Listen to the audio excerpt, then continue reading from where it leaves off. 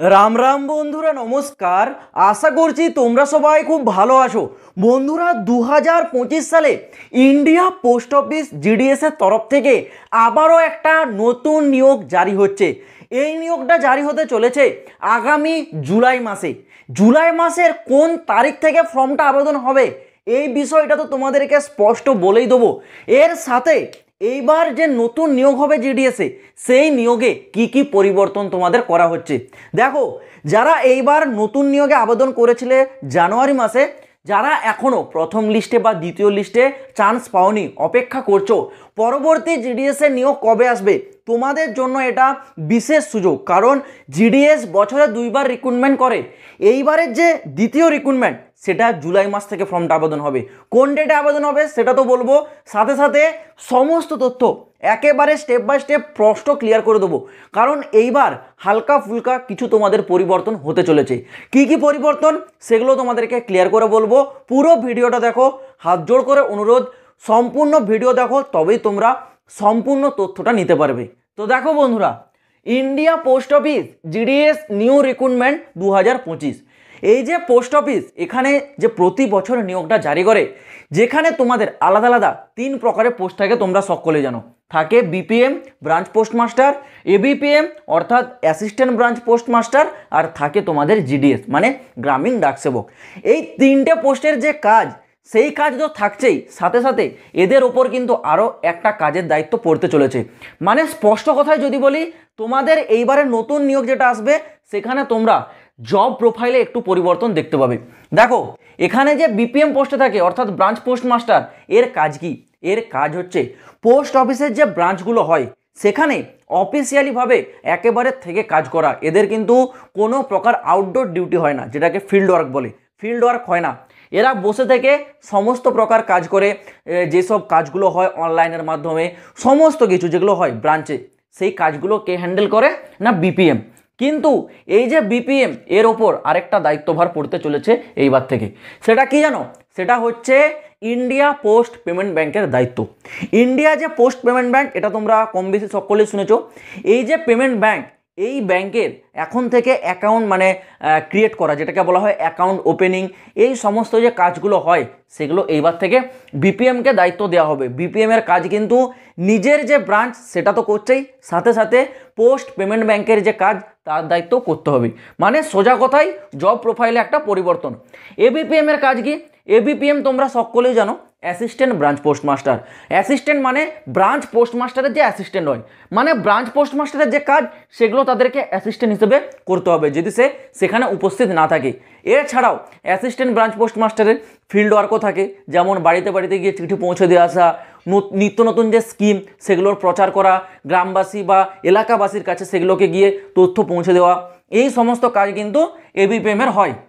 মানে এবিপিএমকেও যদি বিপিএম সেদিন উপস্থিত না হয়, সে পেমেন্ট ব্যাংকের কাজ কিন্তু করতে হবে। তো বুঝতে পারছো? আর জিডিএসের যদি কথা বলি, জিডিএসের যা হয়, জিডিএসের যেমন ফিল্ড ওয়ার্ক হয়, সে ফিল্ড ওয়ার্ক, চিঠি পৌঁছে দেওয়া আসা, সমস্ত প্রকার যে কাজগুলো হয় আউটডোর, সেগুলো কিন্তু জিডিএসের ওপর হয়। ওকে, তো জিডিএসের যা কাজ সেটাই থাকছে। তো বুঝতে পারলে জব প্রোফাইলে তোমাদের একটা পরিবর্তন। পরবর্তী দেখো, তোমাদের এডুকেশন কোয়ালিফিকেশন মানে শিক্ষাগত যোগ্যতা। শিক্ষাগত যোগ্যতাতে কিছু পরিবর্তন হয়েছে, দেখে নাও। সর্বপ্রথম বলেছে 10 পাস, তোমাদের মাধ্যমিক তো পাস থাকতে হবে। অনেকের একটা প্রশ্ন ছিল, হয়তো নতুন নিয়োগে 10 পাসটাকে পরিবর্তন করে 12 পাস করে দেওয়া হবে। এটা একদমই নয়, 10th পাস সেম 10th পাসই থাকবে। সাথে সাথে বলেছে লোকাল ল্যাঙ্গুয়েজ, মানে 10তে তোমাদের সেই লোকাল ল্যাঙ্গুয়েজ থাকতে হবে যেই রাজ্যের জন্য তোমরা অ্যাপ্লাই করবে। মানে তোমরা পশ্চিমবঙ্গের বাসিন্দা, তোমরা যদি পশ্চিমবঙ্গের হয়ে আবেদন করো, তাহলে পশ্চিমবঙ্গের যে লোকাল ল্যাঙ্গুয়েজ সেটা কিন্তু বাংলা ভাষা। মানে তোমাদের 10th সাবজেক্টে বাংলা মানে বেঙ্গলি ল্যাঙ্গুয়েজ থাকতে হবে। আবার ধরো কেউ পাস করেছে উড়িষ্যা বা বিহার থেকে, সেই ক্ষেত্রে কি হয়, সেখানে হিন্দি ভাষা, সেখানে 10তে তাদের হিন্দি সাবজেক্ট থাকতে হবে। মানে তুমি যেই রাজ্যে আবেদনটা করবে সেই রাজ্যের যে লোকাল ল্যাঙ্গুয়েজ সেটা তোমার 10তে থাকতে হবে, তবেই তুমি সেখানে আবেদনযোগ্য। তো বুঝতে পারলে, যোগ্যতা 10 পাস, সাথে সাথে লোকাল ল্যাঙ্গুয়েজ তোমাদের 10th কিন্তু সাবজেক্টে থাকতে হবে। নেক্সট দেখো, তোমাদের এজ লিমিট মানে বয়সসীমা। বয়সসীমাটা একটু ভালো করে বোঝার চেষ্টা করো। বলেছে যারা ইউআর আর যারা ইডাব্লিউএস তাদের বয়স সর্বনিম্ন 18, সর্বোচ্চ 40। মানে জেনারেল এবং ইডাব্লিউএস ক্যান্ডিডেটদের বয়স 18 থেকে 40-এর মধ্যে থাকলে আবেদন করতে পারবে। কিন্তু যারা এখানে ওবিসি প্রার্থী রয়েছে তারা 3 বছরের ছাড়, তাদের জন্য 18 থেকে দেখো সর্বোচ্চ 43 বছর, মানে 3 বছরের ছাড়টা আপার এজ লিমিটে পেয়ে যাচ্ছে।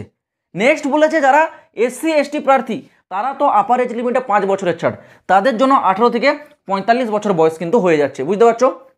আবার যারা পিডাব্লিউডি মানে ফিজিক্যাল হ্যান্ডিক্যাপ তারা 10 বছরের ছাড়, মানে তাদের 18 থেকে 50 বছর।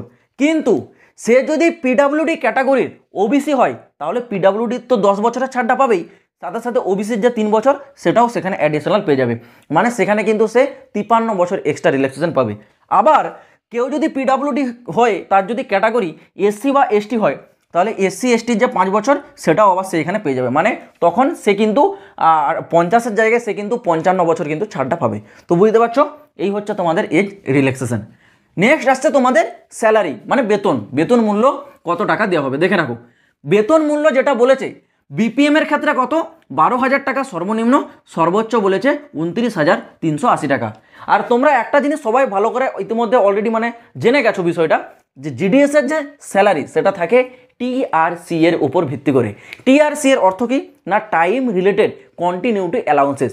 এটার অর্থ হলো সোজা ভাষায় বলে রাখছি, দেখো তুমি যত টাইম নিয়ে জিডিএস এ কাজ করবে তোমার সেই টাইমের উপর ভিত্তি করে স্যালারিটা কিন্তু প্রোভাইড করা হবে। তুমি 4 ঘন্টা ডিউটি করলে একটা স্যালারি দেওয়া হবে, আবার তুমি যদি সেখানে এক্সট্রা 1 ঘন্টা মানে 5 ঘন্টা ডিউটি করো তাহলে সেখানে কিন্তু তোমাকে আরও আলাদা রকম স্যালারি দেওয়া হবে। 5 ঘন্টার উপরে যেতে পারবে না, 5 ঘন্টায় তোমাদের লিমিট শেষ, বুঝতে পারছো।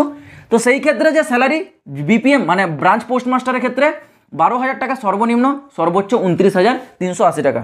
বর্তমানে এই 2025 সালে দাঁড়িয়ে এখন একজন বিপিএম কর্মচারী ইনহ্যান্ড স্যালারি পাচ্ছে 19,000 টাকা অ্যাপ্রক্স, মানে 19,000 টাকার কাছাকাছি সে স্যালারি বর্তমানে পেয়ে যাচ্ছে। আর দুটো যে পোস্ট আছে বিপিএম আর জিডিএস মানে অ্যাসিস্ট্যান্ট ব্রাঞ্চ পোস্ট এবিপিএম আর জিডিএস মানে অ্যাসিস্ট্যান্ট ব্রাঞ্চ পোস্টমাস্টার আর গ্রামীণ ডাক সেবক, এই দুটি পোস্টের জন্য স্যালারি একই রকম থাকবে, সর্বনিম্ন 10,000 টাকা, সর্বোচ্চ 24,700 টাকা। এটাও কিন্তু সেই টিআরসি এর ওপর মানে টাইম রিলেটেড কন্টিনিউটি অ্যালাউন্সের ওপর ভিত্তি করে দেওয়া হয়। বর্তমানে 2025 সালে দাঁড়িয়ে একজন জিডিএস কর্মচারী বা একজন এবিপিএম কর্মচারী এখান থেকে অ্যাপ্রক্স পেয়ে যাচ্ছে 16,000 টাকা পার মান্থ স্যালারি। এবার দেখো আগামী 2026 সাল থেকে তোমরা জানো 8 পে কমিশন লাগু হতে চলেছে। সেই 8 পে কমিশনটা যদি জিডিএস এর উপর লাগু হয়, তোমরা সকলে জানো কিছুদিন আগেই জিডিএস এর কার্যকর্তারা এই নিয়ে একটা আন্দোলন একটা স্ট্রাইক করেছে। তো 8 পে যে কমিশন সেটার কথা উল্লেখ করা ছিল যে 8 পে কমিশন যেন জিডিএস এর ক্ষেত্রে লাগু হয়। যদি জিডিএস এর ক্ষেত্রে 8 পে কমিশন লাগু হয়ে যায় তাহলে জানবে 2026 সাল থেকে এই স্যালারিটা অনেকটা বৃদ্ধি পেয়ে যাবে, বুঝতে পারছো। তো এটা কিন্তু একটা সুখবর হতে পারে যদি এই জিডিএস কার্যকর্তারা যে আন্দোলন করেছিল সেই দাবিটাকে যদি সরকার গ্রহণ করে নেয়, তাহলে কিন্তু তোমাদের স্যালারিতে একটা বড় পরিবর্তন লক্ষ্য করতে পারবে 2026 সাল থেকে। বোঝা গেল বর্তমানে এই স্যালারিটা থাকছে। নেক্সট দেখো তোমাদের সিলেকশন মানে নিয়োগ প্রক্রিয়া। নিয়োগ প্রক্রিয়াতেও কোনো পরিবর্তন হয়নি, যেমন তোমাদের মাধ্যমিকের ওপর ভিত্তি করে মেরিট লিস্ট জারি হতো সেই মেরিট লিস্ট। সিলেকশন মানে অনলি মেরিট বেসড, এখানে মেরিট লিস্ট ছাড়া আর কিচ্ছু না। এখানে তোমাদের কোনো পরীক্ষা নয়, কোনো ইন্টারভিউ নয়, কোনো মেডিকেল টেস্ট নয়, কেবল তোমাদের মেরিট লিস্ট জারি হবে। মেরিট লিস্টের ওপর ভিত্তি করে যদি তোমাদের নাম আসে, ডকুমেন্টস ভেরিফিকেশন, দেন তোমরা সিলেকশন পেয়ে যাবে, বুঝতে পারলে। এইবার তোমাদের এখানে একটা বিষয় ক্লিয়ার করে দিই, আদার্স কোয়ালিফিকেশন মানে এখানে তোমরা 10th তো পাস করছো, 10th তোমাদের লোকাল ল্যাঙ্গুয়েজ থাকছে, কিন্তু এর সাথে সাথে আদার্স মানে এক্সট্রা কিছু নলেজ চাওয়া হয়েছে। সেগুলো কি কি দেখে রাখো। সেগুলো বলেছে 2 হুইলার ড্রাইভ। 2 হুইলারের মধ্যে কি কি পড়ে দেখো, শুধু সাইকেল নয়, সাইকেল তো 2 হুইলার মানে 2 চাকা, এছাড়াও বাইক পড়ে এবং স্কুটি পড়ে, মানে সাইকেল সহ বাইক এবং স্কুটি তোমাদের চালাতে জানতে হবে। চালাতে জানতে হবে তার মানে এই নয় যে তোমাদের লাইসেন্স থাকতে হবে, লাইসেন্স না থাকলেও কোনো মানে কোনো কিছু হবে না, ওকে, ডাজ নট ম্যাটার, কিন্তু তোমাকে চালাতে জানতে হবে। কারণ এই নিয়ে যখন তুমি জিডিএস এ সিলেকশন হয়ে যাবে এই নিয়ে তোমাকে কিন্তু একটা আন্ডারটেকিং ফর্ম সাবমিট করতে হবে।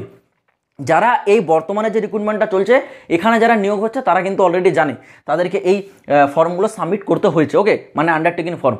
তো তোমাদেরকে সেখানে সাবমিট করতে হবে, সেখানে তোমাকে বলতে হবে যে হ্যাঁ আমি 2 চাকা motor cycle, motor bike, scooty বা সাইকেল আমি চালাতে জানি। ওকে, তো সেটা তোমাদেরকে জানতে হবে, লাইসেন্স না থাকলেও কোনো সমস্যা নেই। আরেকটা বলেছে কম্পিউটার নলেজ। কম্পিউটার নলেজ মানে তোমরা কেউ সার্টিফিকেটের কথা ভাবো, এটা কিন্তু একদমই নয়। কম্পিউটারের উপর তোমাদের একটা জ্ঞান ধারণা থাকতে হবে যে হ্যাঁ আমরা কম্পিউটারটা চালাতে জানি। কম্পিউটারের সার্টিফিকেট না থাকলেও কোনো সমস্যা নেই, আবার থাকলেও কোনো সমস্যা নেই, কিন্তু কম্পিউটার সম্বন্ধে একটু নলেজ থাকতে হবে। তো এটারও কোনো প্র্যাকটিক্যাল টেস্ট হয় না, সেই যে আন্ডারটেকিং ফর্ম সেখানে এটা লেখা থাকে যে কম্পিউটার নলেজ, কম্পিউটার সম্বন্ধে জ্ঞান ধারণা আছে কিনা, তো সেখানেও ইয়েস করে তোমাদেরকে সাবমিট করতে হয়। তো এটাই আমি বলছি। ওকে, কম্পিউটার সার্টিফিকেট থাকতে হবে এমন কোনো তোমাদের এখানে কড়াকড়ি নেই, কিন্তু কম্পিউটারের নলেজ থাকতে হবে, এটাই হবে। ওকে, আর কিছু না। এবার তোমাদের আসে এখানে টোটাল নাম্বার অফ পোস্ট। 2025 সালে জুলাই মাসে যে নতুন নিয়োগটা আসবে সেখানে টোটাল শূন্যপদ কত থাকতে চলেছে দেখো। এখন আনুমানিক যেটা বলা হচ্ছে, টোটাল শূন্যপদ থাকতে চলেছে তোমাদের অ্যাপ্রক্স 25,000। ওকে, অ্যাপ্রক্স 25,000 তোমাদের কিন্তু শূন্যপদ থাকতে চলেছে 2025 সালের জুলাই মাসে। আর যদি বলে রাখি আবেদন তারিখ, গত বছর 2024 সালে যদি নিয়োগটা দেখো তাহলে সেখানে দেখতে পাবে ফর্মটা আবেদন শুরু হয়েছিল 15ই জুলাই 2024 সাল। ওকে, 2024 সালে আমি কথা বলছি। সেই অনুযায়ী তোমরা যদি 2025 দেখো, 2025 সালে যে প্রথম নিয়োগটা জারি করেছে, এই নিয়োগের রিক্রুটমেন্ট প্রসেসের লাস্ট ডেট রেখেছে 30 জুন রেখেছে। কেন রেখেছে? 30 জুনের পর আর কোনো লিস্ট জারি হবে না, জুলাই মাসে তোমাদের নতুন নিয়োগের প্রক্রিয়া শুরু হয়ে যাবে। এই কারণেই 30 জুনটাকেই বেছে নেওয়া হয়েছে। সেই ক্ষেত্রে তোমরাও ধরে রাখতে পারো এইবার তোমাদের যে নোটিফিকেশান জারি হবে সেটা কিন্তু 15ই জুলাই। ওকে, তোমরা এটা ধরে রাখতে পারো, মানে মোটামুটি 15ই জুলাই থেকে তোমাদের হয়তো ফর্মটাও আবেদন শুরু হয়ে যাবে। আর ফর্ম আবেদনের সময় তোমরা জানো 20 দিন টাইম দেওয়া হয়। ওকে, 20 দিন টোটাল হাতে টাইম থাকে ফর্মটা আবেদন করার জন্য। মানে এইবারও তোমরা সম্ভাবনা হিসেবে ধরে রাখো ফর্ম আবেদন হয়তো তোমাদের 15ই জুলাই 2025 থেকে শুরু হতে চলেছে। কিন্তু আমি এটা কোনো কনফার্ম বলছি না, আমি এটা আনুমানিক বলছি, যেহেতু গত বছর 2024 সালেও এই ডেট থেকে আবেদন শুরু হয়েছিল। আর ইভেন এই বছর 2025 সালেও বর্তমানে যে নিয়োগটা চলছে সেই নিয়োগের লাস্ট ডেট রেখেছে 30 জুন, মানে জুলাই মাস থেকে যাতে নতুন নিয়োগের প্রক্রিয়া শুরু করতে পারে। সেই ক্ষেত্রে 15ই জুলাইটাকে বেছে নেওয়া হচ্ছে মাঝামাঝি, এই দিন থেকেই তোমাদের হয়তো নোটিফিকেশান আউট হয়ে আবেদন শুরু হবে। তো যখনই এই নিয়ে কোনো প্রকার আপডেট আসবে সব থেকে আগে আপডেট তোমরা এই চ্যানেলে পাবে।